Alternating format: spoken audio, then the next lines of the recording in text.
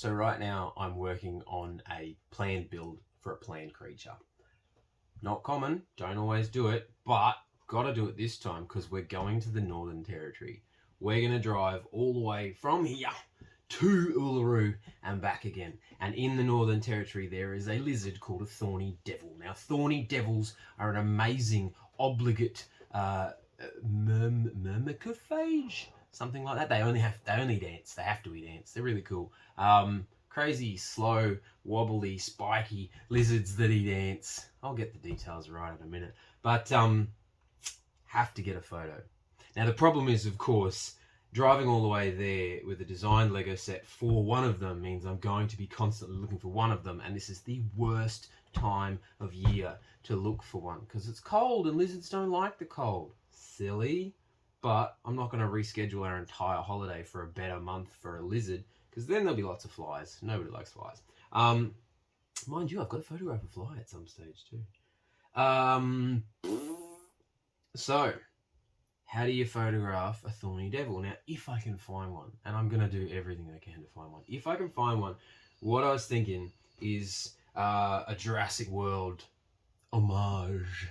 Because they look like Ankylosaurus from Jurassic World, you know, the big spiky low dinosaurs. It doesn't have a club tail, but, you know, I can forgive it for that. So, got myself the old orb, the gyrosphere, and we've got ourselves a person in a gyrosphere there. What we're going to do then is get Indominus Rex and have Indominus Rex behind the gyrosphere, just like in the movie. And then in front of the gyrosphere have a bit of a forest. So I'm just building trees right now, which are a nightmare in Lego. I don't know if you've ever tried to build an organic shape out of plastic squares. Stupid. And then so have it so that the Ankylosaurus is sort of with this little guy popping out of the forest. He's staring at the Ankylosaurus. Indominus is staring at him. Everybody's tense. It's going to be amazing. But it does mean I need to have this big set with this lush sort of tropical forest and trees. Try and find a way to sort of half hide Indominus Rex at the background there. And then put the whole thing in a box and drive it for 6,000 kilometers and hope I can find the lizard. This is a terrible idea.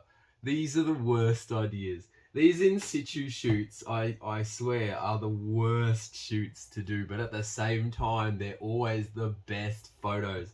And having this incredible amount of effort required to get a photo of something that is so rare and hard to find, they're always the most rewarding because then you're like, that was so hard, that was so difficult, we put so much effort in. So it's weird because on the one hand, I know this is stupid, but on the other hand, I just have to. And if it succeeds, it will be spectacular. And if it doesn't, we won't talk about it anymore. I'll probably delete this video off the channel. Don't admit to your failures, you know. But no, I do. I fail a lot. I admit to my failures. It's fine. So that's what I'm working on. Trees, tough stuff. Indominus Rex, Rah! Little guy in a ball. Help me! I'm stuck in a ball. And that's what we're gonna do.